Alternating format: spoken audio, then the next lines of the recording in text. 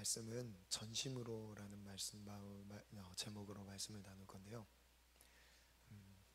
전심이라는 말은요, 마음이 담겨 있는 거죠. 마음이 담겨 있는 건데, 우리의 신앙생활은 하나님과의 관계에 있습니다. 그래서 하나님과의 관계가 바르게 세워진다면 그 신앙생활이 잘 되는 거예요. 그런데 아무리 열심히 자기 열심으로 막 열심히 하는데 만약에 이게 일방통행이라고 한다면 하나님과의 관계에서 쌍방으로 하나님이 주시는 마음도 알고 나도 하나님께 내 마음을 드리고 이런 뭔가 하나님과의 교제가 아니라 나 혼자의 열심으로 신앙생활을 하고 있다면 사실 뭔가 잘못되고 있는 거예요. 그래서 오늘 하나님을 향해서 어떤 마음을 드리고 있는지에 대한 말씀을 가지고 우리의 삶도 한번 점검해보고 더 나아가서 우리가 하나님 앞에 전심을 다해서 다 삶을 드리고 나아가는 우리의 청년의 때를 보내길 축복합니다. 오늘 말씀은요, 신명기 6장 말씀 보겠습니다. 신명기 6장 4절부터 5절 말씀인데요,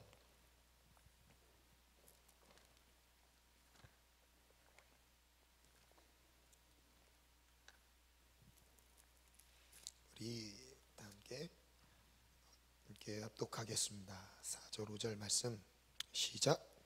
이스라엘아 들으라. 우리 하나님 여호와는 오직 유일한 여호와시니 너는 마음을 다하고 뜻을 다하고 힘을 다하여 내 하나님 여호와를 사랑하라. 하나님께서 우리에게 이렇게 하나님을 사랑하라고 말씀하셨습니다. 그냥 하나님을 사랑하라고 하신 게 아니라 마음을 다하고 뜻을 다하고 힘을 다해서 너의 하나님을 사랑하라. 아멘이죠. 하나님을 사랑하는 당연해요. 왜냐하면 하나님이 우리를 사랑하셨으니까요. 그리고 우리와 지금도 함께 하시니까 당연히 우리 하나님 사랑해야 돼요.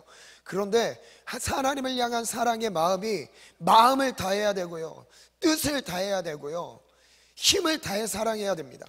아멘. 그 다음 나오는 말씀은요, 하나님을 사랑하는 것과 이어서 말씀하시기를 이렇게 말씀하십니다. 6절 말씀 보면요, 오늘 내가 내게 명하는 이 말씀을 너는 마음에, 방송실 띄워주셔야죠. 너는 마음에 새기고. 아직 안 나오네요. 네, 6절 말씀, 하나님을 사랑하라고 말씀하신 다음에 준비되면 바로 띄워주세요. 하나님을 사랑하라고 말씀하신 다음 바로 이어서 나오는 말씀이 하나님의 말씀에 대한 내용이에요. 즉 뭐죠? 하나님을 사랑한다면 말씀을 마음에 새기는 것입니다. 말씀을 가까이 하는 거예요. 그리고 그 다음 나오는 말씀은요, 너무 지나치다라고 할 만큼 말씀을 가까이 하라고 말씀하세요. 7절부터 한번 읽어볼까요? 7절 읽습니다. 시작. 내 자녀에게 부지런히 가르치며 집에 앉았을 때에든지 길을 갈 때에든지 누워있을 때에든지 일어날 때에든지 이 말씀을 강론할 것이며. 하나님을 사랑하는데 마음을 다해서 뜻을 다해서 힘을 다해 사랑하는 것이 말씀을 가까이 하는 거예요. 말씀을 가슴에 새기는 거예요. 마음에 새기는 거예요. 근데 이 말씀을 새기는 것이 곧 어떻게 하면 새겨지는 거예요? 자녀에게 부지런히 말씀을 가르치래요. 어느 정도로요? 이렇게 말씀하시죠. 집에 앉아있을 때도 가르치래요. 길을 갈 때도 가르치래요. 누워있을 때도 가르치래요. 일어날 때도 가르치래요. 이 말씀을 강론하래요. 뭐야 이거, 이렇게 생각할 수 있어요. 그 삶이 재밌을까요? 이렇게 생각할 수 있습니다. 말씀, 무조건 말씀, 어떻게 말씀이랑 동행하나? 이러면 의아해할 수 있습니다. 근데 하나님께서 하나님의 말씀을 가까이 하는 것이 곧 하나님을 사랑하는 것이라고 말씀하시면서 우리가 하나님을 사랑하려면 말씀을 삶 속에서 가까이 하는 거예요. 그래서 그 다음 절은요, 이렇게 기록하라고 하십니다. 8절 9절 같이 읽습니다. 시작. 너는 또 그것을 내 손목에 매어 기호를 삼으며 내 미간에 붙여 표로 삼고 또 내 집 문설주와 바깥문에 기록할지니라. 아멘. 손목에 말씀을 메고 다니래요. 그리고 이마, 미간에 말씀을 붙여 놓으래요. 그리고 또 문설주, 집에 들어가든 나가든 볼 수 있도록 말씀을 기록해 놓으래요. 어떤 말씀이요? 주 너의 하나님을 사랑하라. 하나님을 사랑하라. 오늘 인생의 큰 수혜를 받은 사람 한 명을 소개하려 합니다. 예후 왕, 이스라엘의 왕 예후를 소개할 건데요. 이스라엘 왕으로 기름 부음 받은 다음에 진짜 좋은 이 기회를 놓쳤어요. 아니, 기회는 살리긴 했어요. 근데 마지막 평가가 너무 안타깝습니다. 이유를 결론을 말씀드리면 예후는 사명은 감당은 했는데 본인의 신앙생활은 못했어요. 지금 말로 따지면 교회 일은 충성을 했는데 개인의 신앙생활은 형편없었던 거예요. 교회의 여러 가지 일은 돌보긴 했습니다. 하나님이 맡겨주셨다는 이유 때문에 최선을 다해 감당했어요. 그런데 그의 내면은 죄악으로 가득했어요. 하나님의 평가입니다. 사명을 감당한 것에 대한 칭찬을 느꼈죠. 그런데 더 먼저 있어야 될 내면에 죄악이 처리되지 않았던 거예요. 여러분, 어쩌면 이게 우리의 모습일 수 있어요. 주일학교 교사로 최선을 다해서 섬겼어요. 수년간 봉사했습니다. 근데 자기 신앙생활은 안 되고 있는 사람들, 목자로 교사로 찬양대로 많은 일에 교회에 헌신했어요. 쓰임 받는 것까진 괜찮았어요. 다른 사람들에게 축하를 받고 축복을 받고 그리고 다른 사람 앞에서 상장도 받을 수도 있어요. 근데 뭐예요? 자기 내면의 죄악은 정리되지 않은 상태인 거예요. 예후가 기름 부음 받는 장면을 먼저 한번 보면요, 왕하 열왕기하 9장 6절부터 보면 제가 읽어드리겠습니다. 예후가 일어나 집으로 들어가니 청년이 그의 머리에 기름을 부었어요. 이 청년은 엘리사가 보낸 청년입니다. 엘리사가 이제 아합의 가문을 심판하기 위해서 이제 오랜 기간 기다렸어요. 약 100년 가까이 기다리셨습니다. 아합 왕이 죽고 그 이후에도 기다리셨거든요. 하나님이 기다려도 그 악을 그칠 줄 몰랐던 거예요. 그래서 결국 하나님이 심판을 작정하셨어요. 그리고 그 집에 멸망을 선포하십니다. 누구를 통해서요? 예후를 통해서요. 그래서 청년 한 명을 보냈어요. 그래서 엘리사가 보낸 이 청년은 이름은 나오진 않습니다. 그냥 청년이라고 나와요. 이 청년이 기름병에 이 기름을 들고 예후한테 기름을 부으려고 가고 있는 거예요. 그 거리가 약 60km 정도가 됩니다. 어떻게 간지 모르겠어요. 막 열심히 갔겠죠. 가서 뭐라고 이야기하냐면요, 그에게 이르되 이스라엘의 하나님 여호와의 말씀이 내게 기름을 부어 여호와의 백성 곧 이스라엘 왕으로 삼노니. 하나님이 기름 부는 장면입니다.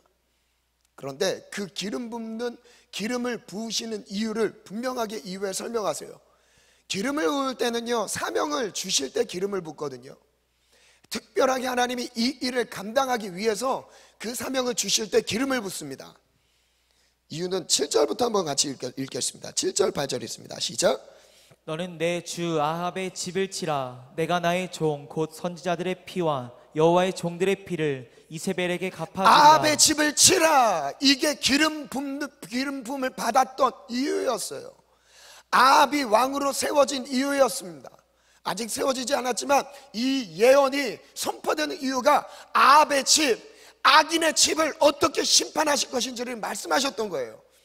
그리고 선지자들의 피, 여호와의 종들을 어떻게 죽였는지 괴롭혔는지를 하나님이 손을 대기 시작하십니다.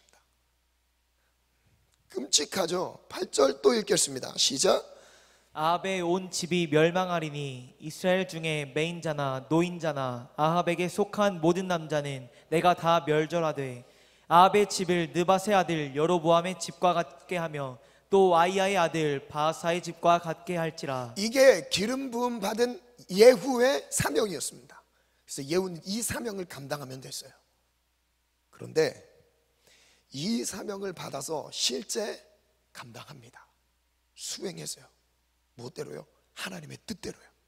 하나님이 시키신 대로 다 했어요. 시간이 없어서 다 이제 읽진 못하겠지만, 첫 번째로 이스라엘 왕 요람을 죽입니다. 아합의 아들이죠. 아합의 가문을 심판하시는 걸 멸절시키는 거예요. 악의 축인 거예요. 악의 생산자예요. 그래서 처음에 이스라엘 왕 요람을 살해합니다. 화살을 쏴서 염통을 뚫고 화살이 나왔어요. 그래서 죽었어요. 그리고 이어서 누구를 죽이러 가죠? 30절에 보면 이세벨 왕후를 죽이러 갑니다. 이세벨이 누구냐면 아합의 아내예요. 이방 여인. 이스라엘 백성들을 죽이려고 했던, 하나님의 선지자들을 죽였던 이세벨입니다. 하나님의 선지자를 한 명도 남겨두지 않고 죽이려고 했던 나쁜 놈이죠. 이세벨이요. 엘리야도 죽이려고 했어요. 이세벨을 어떻게 하냐면 죽입니다. 그래서 이세벨이 위에서 떨어져서, 성 위에서 떨어져서 죽습니다. 터져서 죽죠. 개들이 먹어버렸어요, 시체를. 그리고 세 번째는요, 그 다음에 10장으로 넘어가면 아합의 아들들을 다 죽였어요. 70명 남아있는 아합의 아들들을 다 죽였습니다. 아합의 아들들이 70명이 있었거든요. 70명의 아들들을 다 죽였어요. 누구한테 죽이죠? 누구한테 죽임을 당해요? 양육을 하고 있는, 그들의 그 왕자들이 양육하고 있는 사람들에 의해서 목이 베어서 죽습니다. 그렇게 죽었어요. 아주 중요한 사역들을 감당해냈죠. 하나님의 원수들을 정리하는 사역들이요. 그리고 마지막 나오는 장면이요, 이 부분을 한번 같이 읽어볼게요. 바알을 섬기는 자들을 다 죽였습니다. 진짜 저는 우선 여기까지 말씀을 딱 읽었을 때는 우와, 예후 진짜 멋있다, 막 감탄사가 나와요. 정말 놀랄 정도로 순종했던 사람이거든요.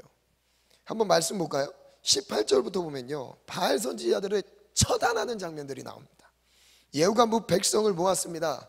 그들에게 이르되 아합은 바알을 조금 섬겼으나 예후는 많이 섬기리라. 그러므로 내가 이제 큰 제사를 바알에게 드리고자 하노니 바알의 모든 선지자와 모든 섬기는 자와 모든 제사장들을 한 사람도 빠뜨리지 말고 불러 내게로 나오게 하라. 모든 오지 아니하는 자는 살려두지 아니하리라 하니, 이는 예후가 바알 섬기는 자를 멸하려 하려 계책을 썼습니다. 아합은 바알을 저렇게 열심히 섬겼어도 조금 섬긴 거라고 표현하면서 비교한 거죠. 자기는 아합보다 더 바알을 섬긴다고 거짓으로 얘기를 해요.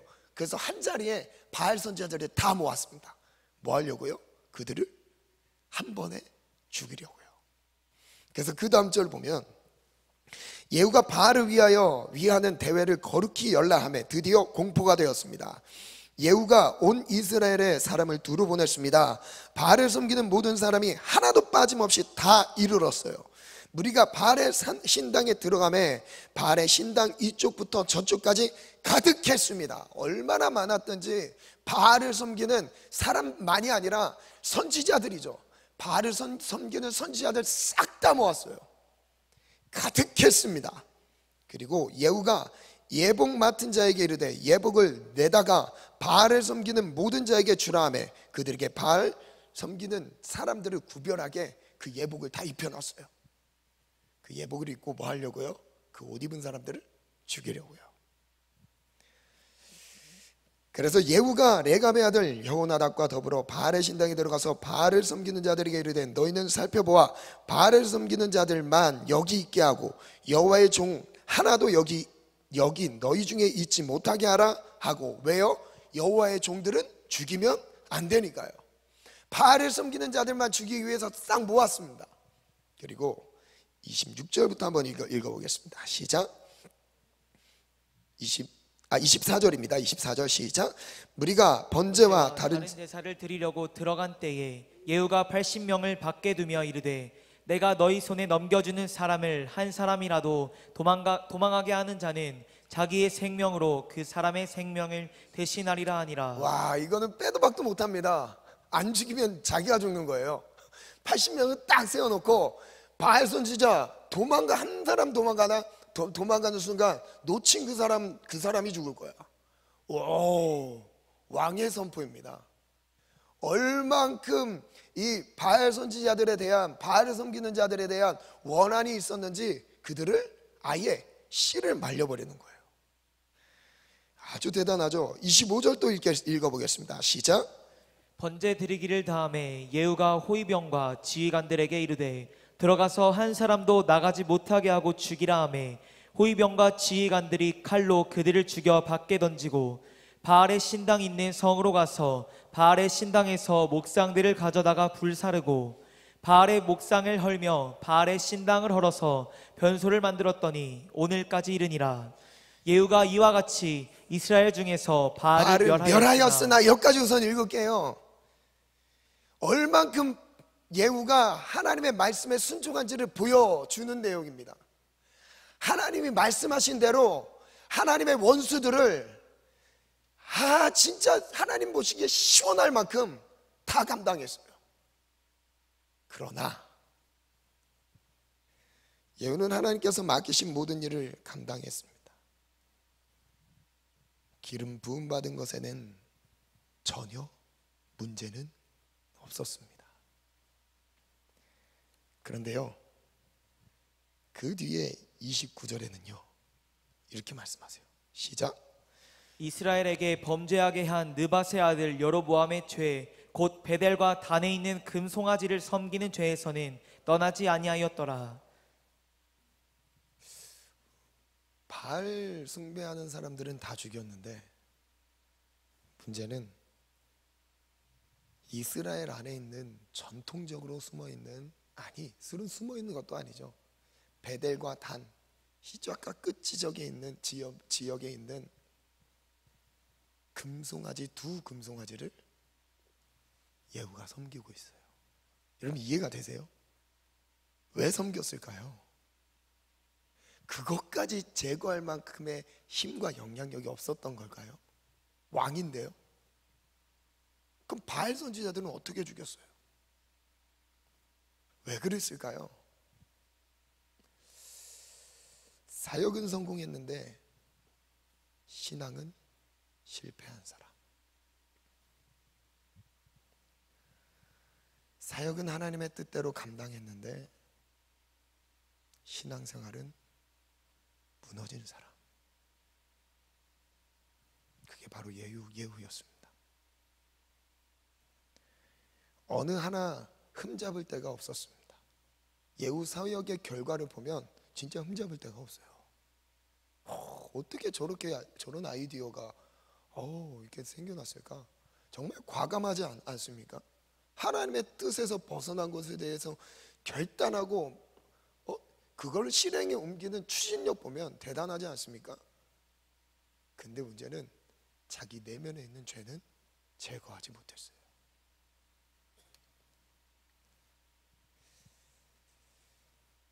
하나님께서 맡기신 일들은 잘 감당했는데 여전히 죄악을 떠나지 않은 사람이었습니다. 그럼 한번 말씀을 보면요, 느밧의 아들 여로보암의 죄에서 떠나지 않았다고 하는데 그럼 그 죄가 뭘까요? 제가 이 부분을 좀 설명해 드리고 싶었어요.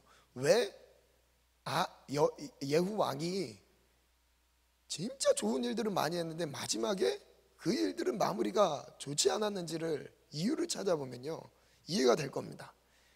열왕기상 12장으로 넘어가면요 12장 25절부터 보면 여로보암이 무슨 짓을 했는지를 보여주세요. 그러니까 이스라엘의 초대 왕이 누구죠? 사울 왕입니다. 사울 왕이 하나님으로부터 버림받았어요. 불순종으로 버림받았어요. 그 뒤에 누가 이어가죠? 다윗 왕이 이어가죠. 2대 왕이 다윗이었어요. 다윗의 아들 누구죠? 솔로몬이 3대 왕으로 이스라엘을 통일왕국을 이어갑니다. 그리고 그 뒤에 솔로몬도 괜찮았어요. 하나님의 뜻대로 정말 지혜를 가지고 하나님을 사랑하는 잘 통치하다가 마지막에 넘어집니다. 우상숭배로 넘어져요. 아내를 잘못 둬서 넘어집니다.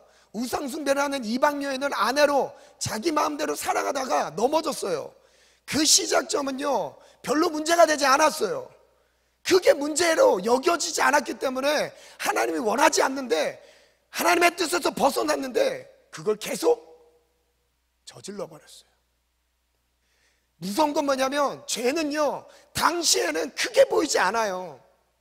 우리가 쉽게 타협하는 이 부분은요 하나님의 뜻이 아닌데도 붙잡고 있는 그 내용은요 지금은 죄의 열매를 거둔 시기가 아니기 때문에요 내 삶의 치명적인 결과로 나타나지 않습니다.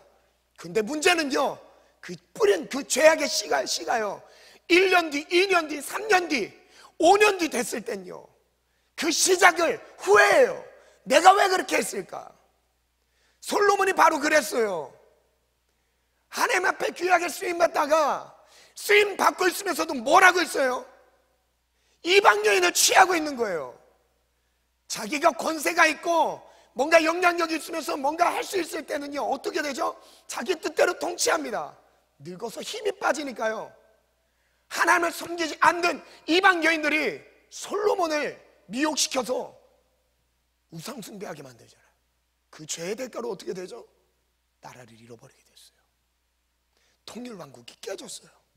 남과 북으로 나눠졌습니다. 북이스라엘과 남유다로 나눠졌어요. 북이스라엘과 남유다로 나눠졌습니다. 그래서 북이스라엘의 초대 왕이 누구냐면 여기 나오는 여로보암이에요. 그리고 남유다의 초대 왕은 르호보암인데 상관없으니까 오늘은 나누지 않겠습니다. 여로보암이 초대 왕이었는데 아주 기가 막힌 일을 행합니다. 그리고 더 웃긴 건 뭐냐면 북이스라엘의 여로보암 이후에 나오는 모든 왕들이 선한 왕이 단 한 명도 없었다는 거예요. 하나님의 뜻대로 쓰임받은 왕이, 선한 왕으로 기록된 왕이 단 한 명도 없었어요. 북이스라엘은 그랬지만 남유다는 중간중간 나오긴 했어요. 근데 북이스라엘은 모든 왕의 결말에 뭐라고 설명하냐면 느바데 아들 여로보암의 죄에서 떠나지 아니하였더라. 모든 왕들이 이렇게 설명해요. 그가 무슨 짓을 했는지 한번 볼까요? 25절에 보면 여로보암이 에브라임 산지에 세겜을 건축했습니다. 거기서 살며 또 거기서 나가서 브누엘을 건축했어요. 그의 마음에 스스로 이르기를 나라가 이제 다윗의 집으로 돌아가리로다. 이 말은 남유다에게 나라를 뺏긴다는 거예요. 자기 왕위가 뺏길 것에 대한 두려움을 갖고 있습니다. 그래서 무슨 짓을 해요? 만일 이 백성이 예루살렘에 있는 여호와의 성전에 제사를 드리고자 하여 올라가면 이 백성의 마음이 유다 왕 된 그들의 주 르호보암에게로 돌아가서 나를 죽이고 유다의 왕 르호보암에게로 돌아가리로다 하고. 왜냐하면 하나님의 성전은 어디에만 있어요? 예루살렘에만 있어요. 사람들이 하나님을 만나러 갈 때 어디로 갈까요? 남유다에 있는 예루살렘으로 다 가겠죠. 그래서 북이스라엘은 이 여로보암 왕이 머리를 돌린 게 뭐냐면 산당을 짓는 거였어요. 이스라엘 백성들이 흩어지는 걸 면하기 위해서 남유다로 가는 것을 막기 위해서 베델과 단에 금송아지를 만듭니다. 그들이 남유다로 가지 못하도록, 예루살렘 성전에 가지 못하도록, 하나님을 섬기지 못하도록 자기만의 방법을 만들어냈어요. 그게 뭐죠? 28절 같이 읽어볼까요? 시작. 이에 계획하고 두 금송아지를 만들고 무리에게 말하기를 너희가 다시는 예루살렘에 올라갈 것이 없도다. 이스라엘아, 이는 너희를 애굽 땅에서 인도하여 올린 너희의 신들이라 하고. 애굽에서 너희를 인도한 신이다. 금송아지를 만들면서요 이런 일들을 행했어요. 어디서 본 거죠? 출애굽기 32장에 본 내용이죠. 모세가 시내산에 올라가서 하나님의 말씀을 받으러 올라갔을 때, 십계명을 받으러 올라갔을 때 아론과 백성들이 금송아지를 만들고 우리를 애굽에서 인도한 신이 바로 이 금송아지다라고 그 축제를 벌이고 있죠. 똑같은 장면이 여기서 반복되죠. 그런 다음에 29절 보면 하나는 베델에 두고 하나는 단에 두었습니다. 금송아지 두 개를 만들어서 그렇게 됐어요. 그래서 30절에 있습니다. 시작. 이 일이 죄가 되었으니 이는 백성들이 단까지 가서 그 하나에게 경배함이더라. 그 다음 그가 축입니다. 그가 또 산당들을 짓고 레위 자손 아닌 보통 백성으로 제사장을 삼고 여덟째 달 곧 그 달 15째 날로 절기를 정하여 유다의 절기와 비슷하게 하고 제단에 올라가되 베델에서 그와 같이 행하여 그가 만든 송아지에게 제사를 드렸으며 그가 지은 산당의 제사장을 베델에서 세웠더라. 지금 여로보암 왕이 이 당시에 어떤 일을 행한지 바로 하나님을 섬기는 것을 제대로 섬기지 못하게 자기 위치 확보를 위해서 다른 목적을 가지고 예배를 만들어요. 금송아지를 섬기도록 만들었습니다. 더 웃긴 건 백성들이 다 미혹됐어요.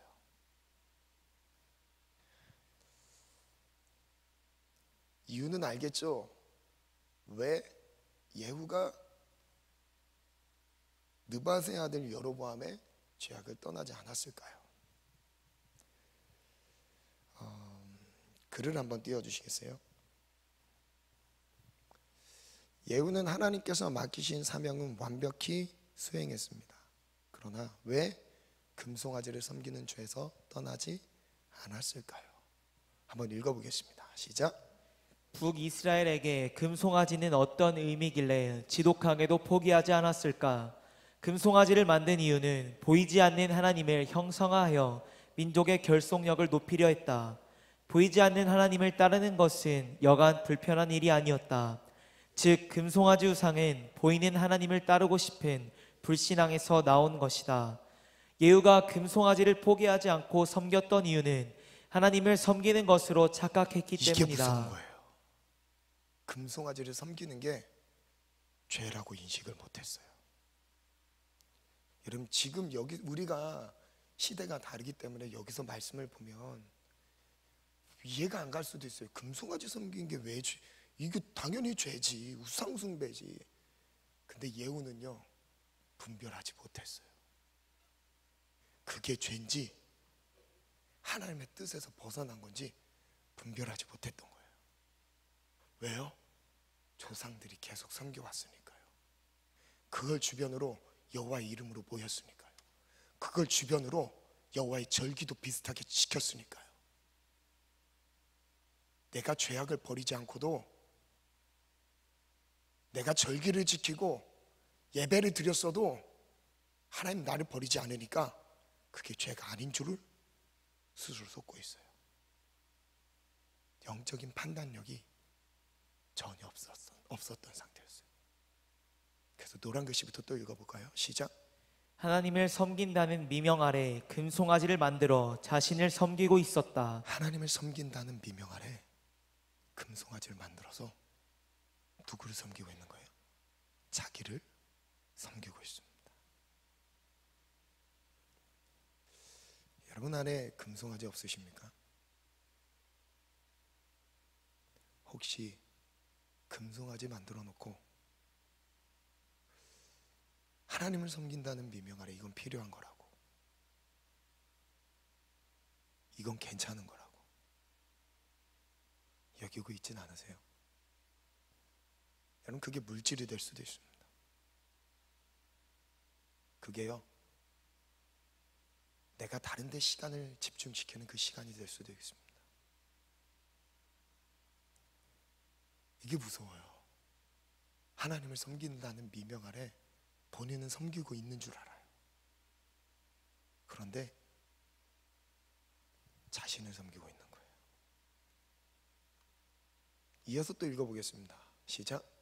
금송아지를 섬기는 것을 우상으로 여기지 않았으며 우상으로 느껴지지 않았다. 예후는 사명을 감당하면서도 하나님께서 미워하시는 행위를 스스로 판단하기에 괜찮다고 여기는 영적인 무분별한 상태였다. 이스라엘이 금송아지를 만들어 섬겼듯이 우리도 하나님의 구원과 함께 하심을 상징하는 우상을 만들어 섬길 수 있다. 그것은 물질이 될 수 있고 명예와 권력이 될 수 있다. 또한 하나님께서 원하지 않는 관계가 될 수 있다. 예후는 눈에 보이는 금송아지를 섬길 것이 아니라 하나님의 말씀을 따랐어야 했다. 금송아지를 섬길 게 아니라 무엇을 따랐어야 돼요?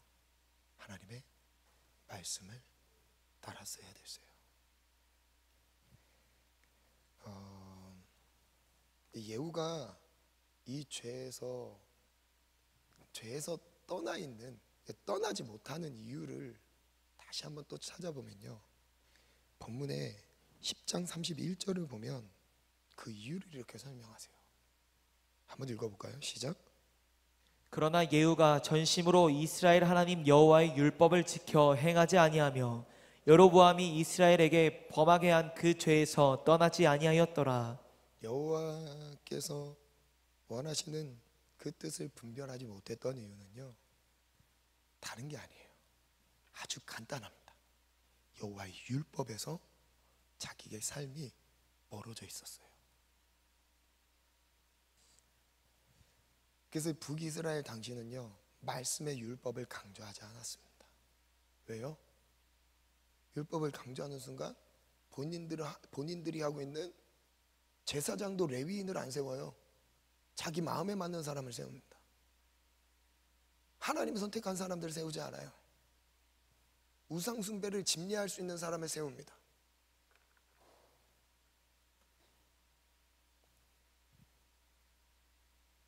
여호와의 율법을 가까이 하지 않았어요. 그러니까 결국 분별력을 잃어버린 거죠. 여러분, 말씀을 보지 않으면 내가 지금 잘못 가고 있는지를 몰라요. 그러면 제가 이렇게 정리를 한번 해보겠습니다. 내가 지금 말씀을 가까이 하지 않으면 금송아지를 만들고 있는 거예요. 죄송합니다만 말씀을 갖고 가까이 하지 않는 모든 사람은 나만의 금송아지를 만들어 놨습니다. 그리고 그것을 섬기고 있어요.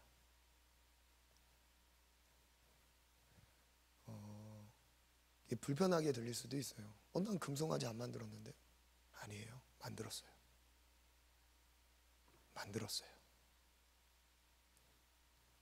아니면 만들 수밖에 없어요. 하나님의 말씀 앞에 있을 때만 우리의 영적인 분별력이 살아납니다. 물론 사명까지도 감당을 못할 수도 있어요. 근데 예후는 그 중에 그래도 양호한 사람이에요. 기름 부음 받은 실제적인 이유가 있었으니까요. 기름 부음을 받는 것까지는 했는데 더 중요한 느밧의 아들 여로보암의 죄에서 떠나는 것은 분별하지 못하는 거예요. 죄로 인식하지 못하는 거예요. 우상 금송아지를 만들었습니다. 그리고 그걸 섬기는 것을 옳다 생각을 해요.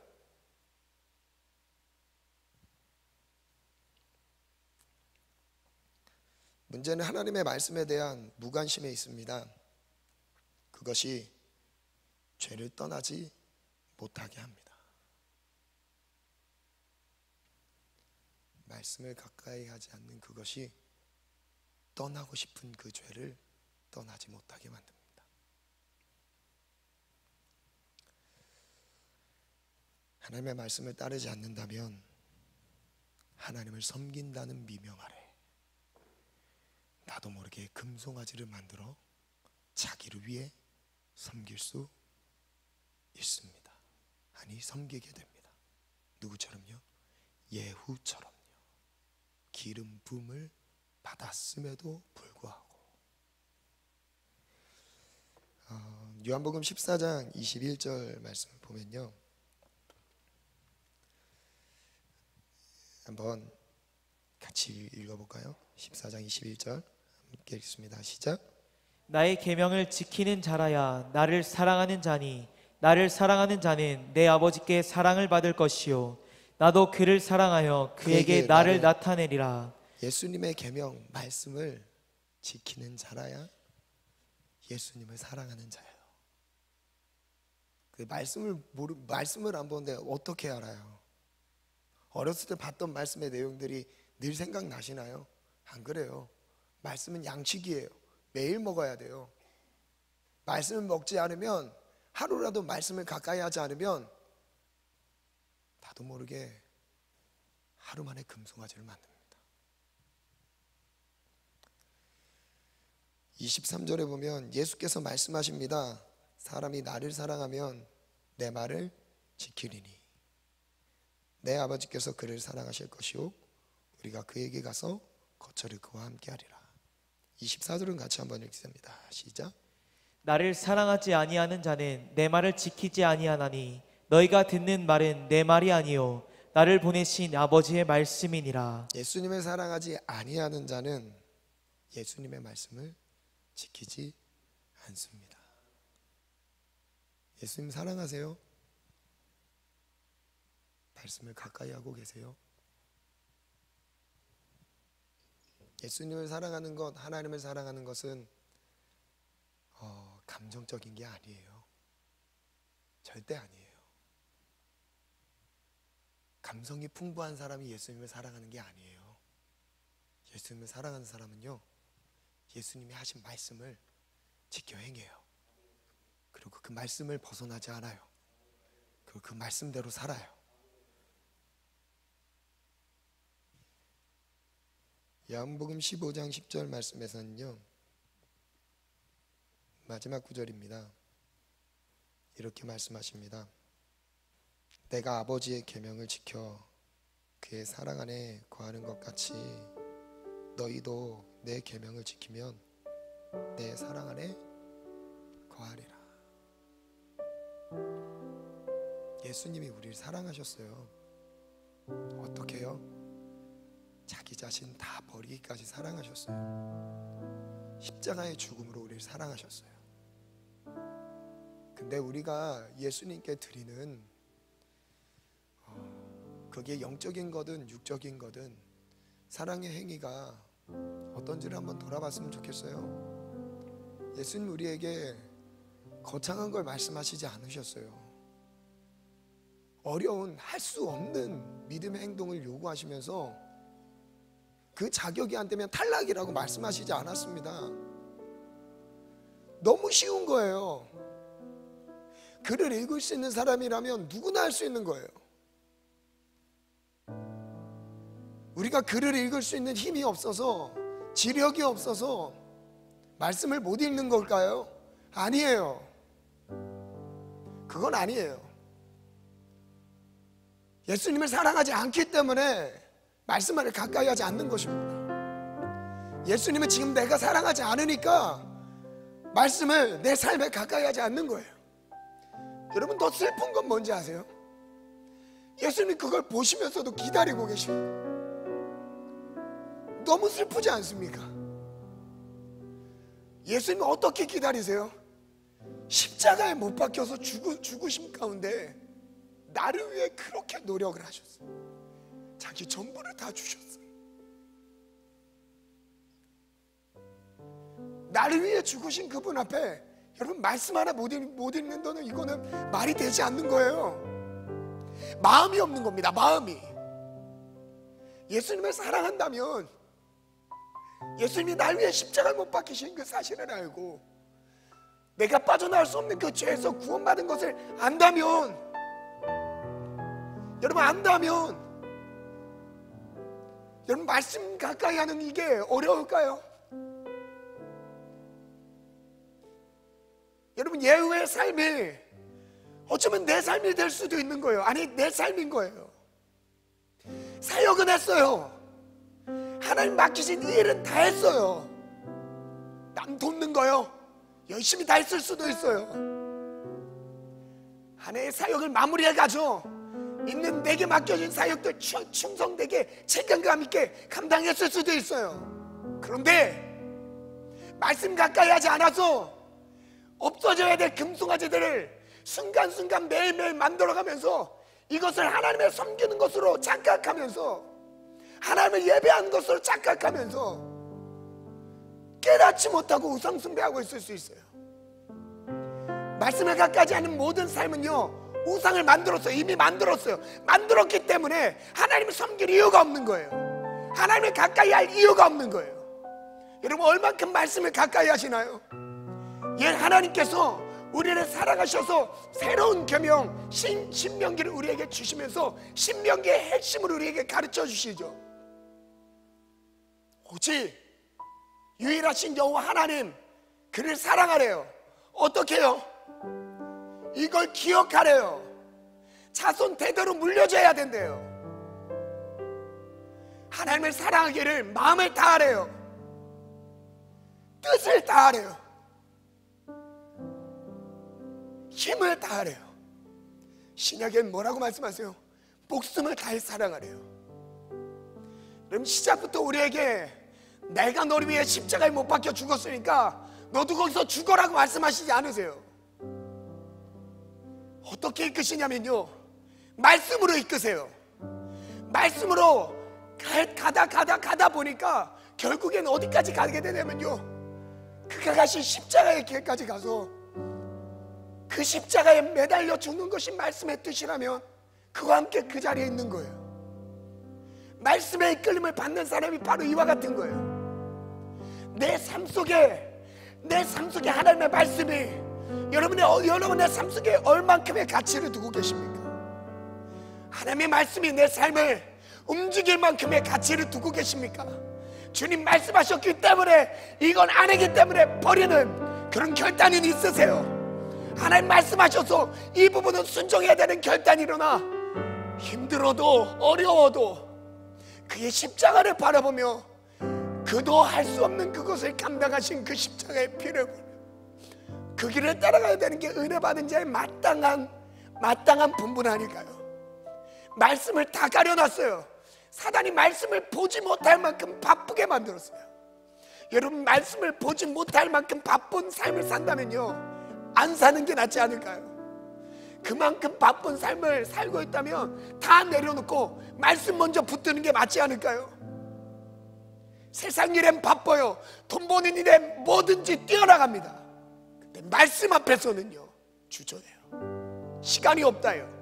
하루 3장 보는 이것도 저 자존심 상합니다. 왜 그 수많은 24시간 중에 3장밖에 못 볼까? 신앙의 기초 단계에 있는 지체들한테 그렇게라도 권면해서 읽을 수 있도록 권면하는 건 맞긴 해요. 그런데 하나님의 사람으로서 자존심 상하지 않습니까? 자고 먹고 싸고 뭐 하는 모든 시간들, 즐기는 시간들, 나를 위해 쓰는 시간들은 그렇게 많은데요, 하나님이 나를 위해 정해두신 이 말씀을 가까이 하는 건요, 하나님 앞에 뭔가를 해주는 것처럼요, 그래 돼버렸어요. 정말 하나님 사랑한 거 맞나요? 하나님의 사랑은 있을 수 없어요. 그 안에 말씀을 가까이 하지 않는 사람의 삶 속에서는요, 하나님의 사랑이 있을 수 없어요. 안에 있지도 않습니다. 신앙의 습관으로 와서는 예배를 드릴 수 있지만요, 하나님을 사랑할 수는 없어요. 여러분, 우리의 신앙생활의 목적이 뭐죠? 예배 드리는 건가요?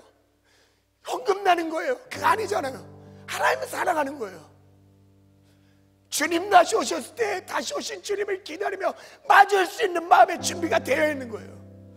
그래서 말씀을 가까이 하는 거죠. 우리의 삶에 말씀이 없는 모든 삶은요, 금송아지를 숨기고 있는 거예요. 숭배하고 있습니다. 그리고 숨기면서도 몰라요. 누구처럼요? 예후처럼요. 사명 감당하고 있으니까, 바알 선지자들이 다 죽였으니까 하나님 앞에 칭찬받을 거라 생각하고 있습니다. 천만의 말씀입니다. 하나님의 말씀은요, 하나님이세요.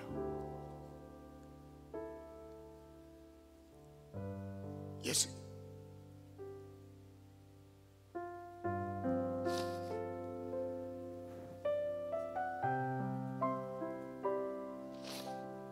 예수님은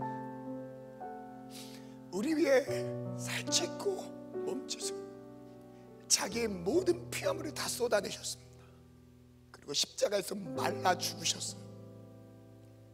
그리고 그의 살을 우리에게 먹으라고 하시고 그의 피를 마시라고 하시며 우리를 죄 가운데서 영생을 얻는 구원으로 의롭다 칭하시는 자리로 옮기셨습니다. 그 은혜를 받은 자로서 여러분, 우리가 어떻게 죄에서 빠져나올 수 있겠어요? 죄에서 빠져나올 사람 없어요.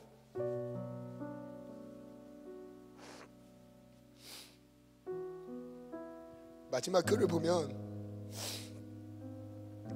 함께 읽겠습니다. 시작. 하나님의 말씀을 전심으로 가까이 할 때에 우리 안에 있는 금송아지가 우상임을 깨달을 수 있다. 하나님의 말씀을 전심으로 가까이 할 때에 우리 안에 있는 금송아지를 섬기는 죄에서 떠날 수 있다. 하나님의 말씀을 전심으로 가까이 하는 것이 하나님을 온전히 사랑하는 것입니다. 하나님을 가까이 할 때, 말씀을 가까이 할 때 하나님이 내 내면에 숨겨져 있는 금송아지의 우상을 발견하게 하실 거예요. 하나님의 말씀을 가까이 할 때 그 우상을 끊어낼 수 있는 결단을 주실 거예요. 아니라 생각만 하지 마시고 하나님의 말씀을 가까이 하세요. 말씀의 힘으로 살아가세요. 내 힘 말고, 신앙의 지금까지 신앙의 견디움 말고, 습관 말고, 말씀을 실제 내 삶에서 가까이 함으로 하나님이 주시는 힘으로 죄악에서 떠나시길 축원합니다. 지긋지긋한 죄악의 삶에서 벗어나기를 축원합니다. 예수님은 그걸 바라세요. 그래서 그 말씀으로 우리를 초청하고 계신 거예요. 그래서 말씀을 가까이 하는 그 자체가 하나님을 가까이 하는 것입니다. 이 시간 회개하는 마음으로 나아갈 때, 하나님, 내가 사역은 성공했을 줄 몰라도 혹여나 하나님 내 신앙생활은 무너졌을 수도 있습니다. 하나님 내 내면을 찾아보게 하시고, 혹여나 세워놓은 하나님을 섬긴다는 미벽 아래 세워놓은 금송아지를 발견하게 도와주옵소서. 금송아지를 깨닫게 도와주옵소서. 그리고 금송아지를 떠나게 도와주옵소서. 주여, 삼창 통성으로 기도합니다. 주여, 주여, 주여.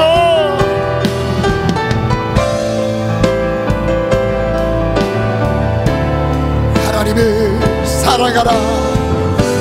하나님을 사랑하라. 하나님을 사랑하라. 하나님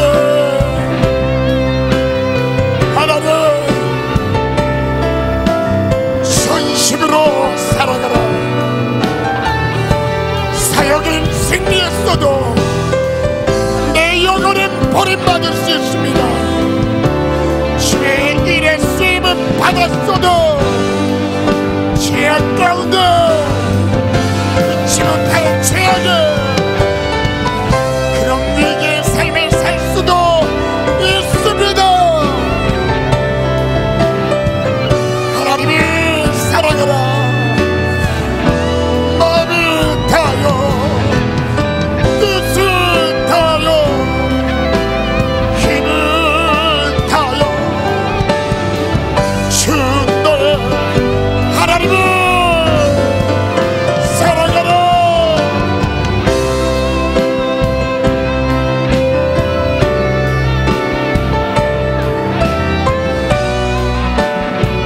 예후는 금송아지가 우상인지 몰랐습니다.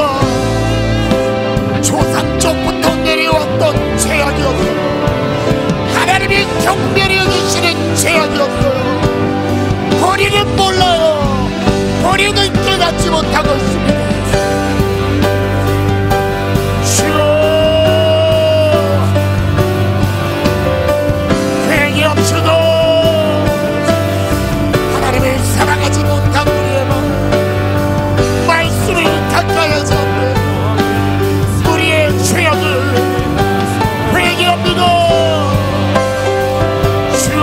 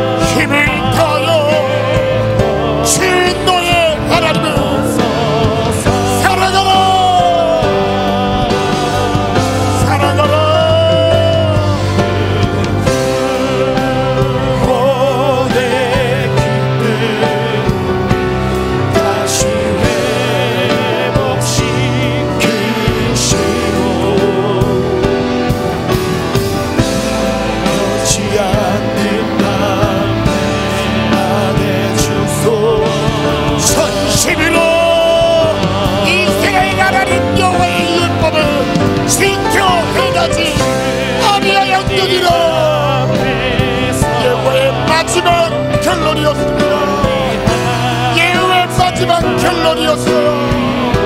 많은 사명을 감당해 주시옵소서. 여호와의 율법을 전심으로 지켜해가지 아니하리라.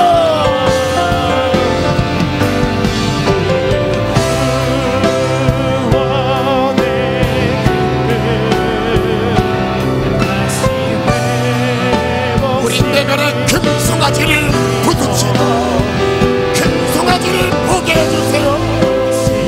말씀이 가까이 하지 않으며 나도 모르는 사이에 금송아지를 만들어버립니다. 주여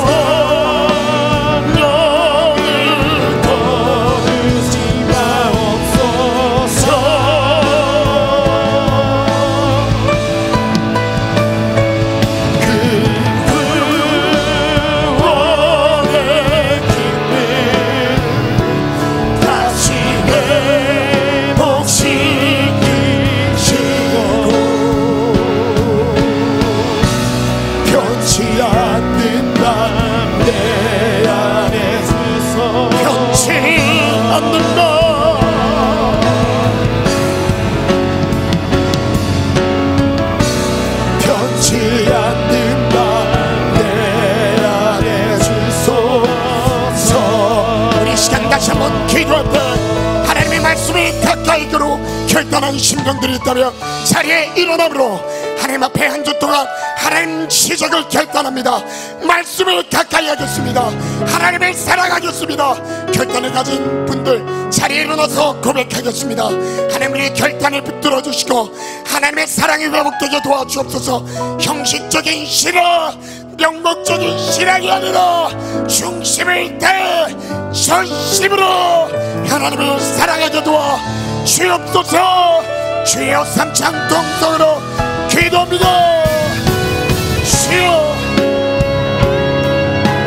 주여, 주여.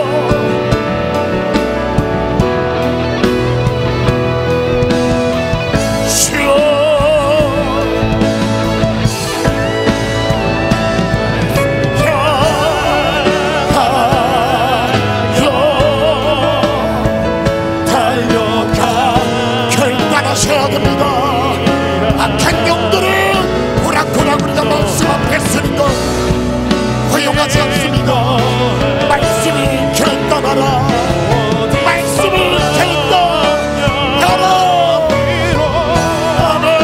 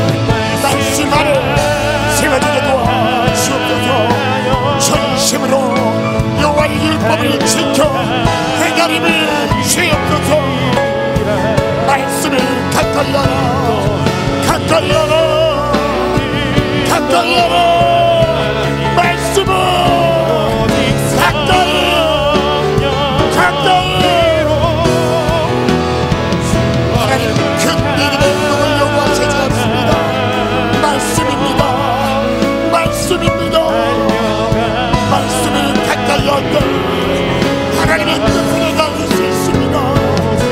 하나님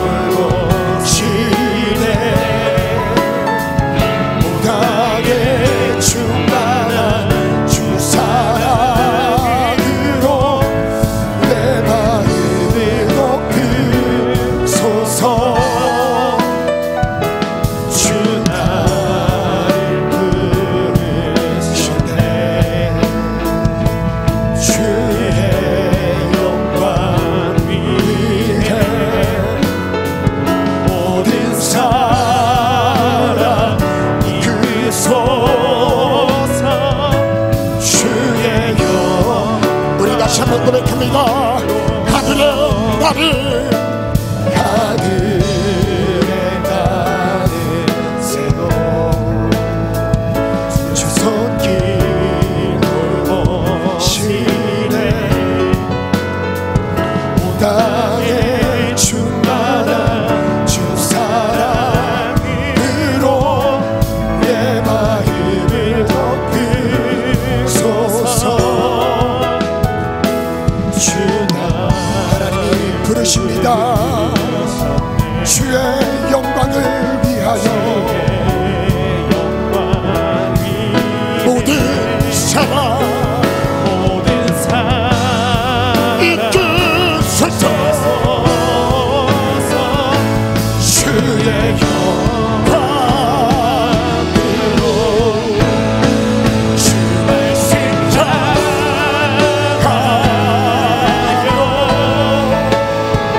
달려가리라.